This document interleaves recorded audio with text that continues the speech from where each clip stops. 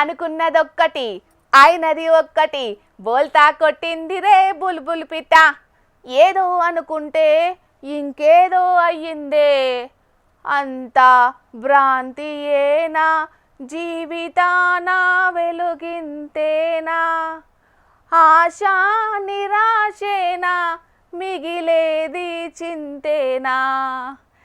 సర్లే ఎన్నెన్నో అనుకుంటాం, అన్నీ జరుగుతాయా ఏంటి? ఆగో గీ పిల్లకేమైంది, వరుస పెట్టి వాటలు వాడుతోంది, బాలయ్య బాబు డైలాగులు కొడుతుందని పరేషాన్ అవుతున్నారా ఎట్లా? గీ ముచ్చట చూడుండ్రి, మీకే పురాగా క్లారిటీ వస్తుంది.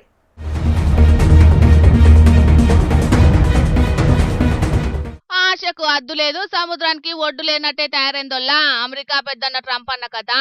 దునియా శాంతి బహుమానం నాకే వస్తదని గొప్పలు కొడితే ట్రంప్ అన్న ఆశల మీద నీళ్లు జల్లిండ్రు నోబెల్ కమిటోళ్ళు.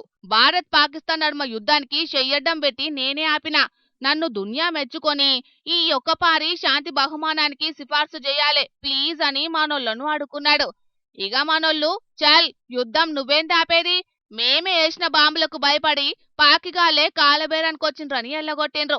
అటెంక పాకిస్తాన్ వాళ్ళు తోపు తురుము ట్రంప్ కాక అని మెచ్చుకున్నారు. వాళ్ళు చెబితే కమిటోళ్ళు లెక్కలకు కూడా తీసుకోలేదు.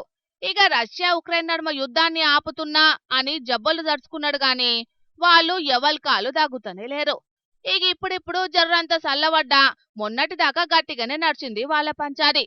హమాస్ ఇజ్రాయెల్ నడుమ కూడా యుద్ధాన్ని ఆపుతున్నా అని మొన్నట్ల తిప్పలు పడ్డాడు. శాంతి దూత లెక్క నన్నే లెక్క చేయాలనంటే వాళ్ళు కూడా పట్టించుకోలేదు. ఇక ఇప్పుడు అదంతా సల్లబడి యుద్ధాలల్లా వెనుకకు దగ్గినా లాభం లేకుంటాయింది. యుద్ధాలు ఆపేటందుకు ముంగట పడ్డడని ఆయనకు ఆయనే స్వయంగా ప్రకటించుకున్న ఫలితం దక్కకుంటాయింది. ఇవాళ వెనిజులా దేశపామె మరియా కొరీనా మచోడా అనేటామెకు ప్రజల హక్కుల కోసం పోరాటం చేసిందని నోబెల్ శాంతి బహుమతి ఇచ్చిండ్రు కమిటోళ్ళు. నిన్నట్లా శాంతి బహుమానం గురించి ట్రంప్ కాక మాట్లాడుకుంటా Prize, he didn't even know what he got. He got elected, and they gave it to Obama for doing absolutely nothing but destroying our country. No, he was not a good president. The worst president was Sleepy Joe Biden, but Obama was not a good president. ఓషిని పాపం పాడుగాను ఇదెక్కడి పరిశాను.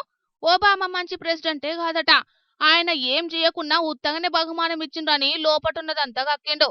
వాడు నాకంటే waste madam అని బడి పోరగాడు చెప్పినట్టే చెప్తున్నాడు. ఇంకా మీదికెళ్ళి 8 యుద్ధాలను ఆపిండట. మరి ఇదంతా బహుమానం కోసమే చేస్తున్నావా అని రిపోర్టర్ అన్నలు అడిగితే ఏహే కాదు, శాంతిని దేశాలల్లా నెలకొల్పుకునేటందుకేనని మైండ్ బ్లాక్ అయ్యే ముచ్చట చెప్పిండు. ఆయన నోబెల్ కమిటోళ్ళు కండ్లు మూసుకొనున్నారని అనుకుంటున్నారో ఎట్లనో.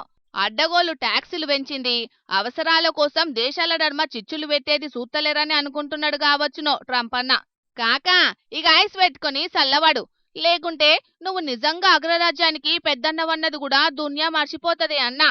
ఏ మాట కామాటకు గాని అన్నకు మద్దతిచ్చినోళ్ళు ఆశ నిరాశేనా జీవితాన వెలుగింతేనా అని పాటేసుకుంటున్నారు పోన్రి.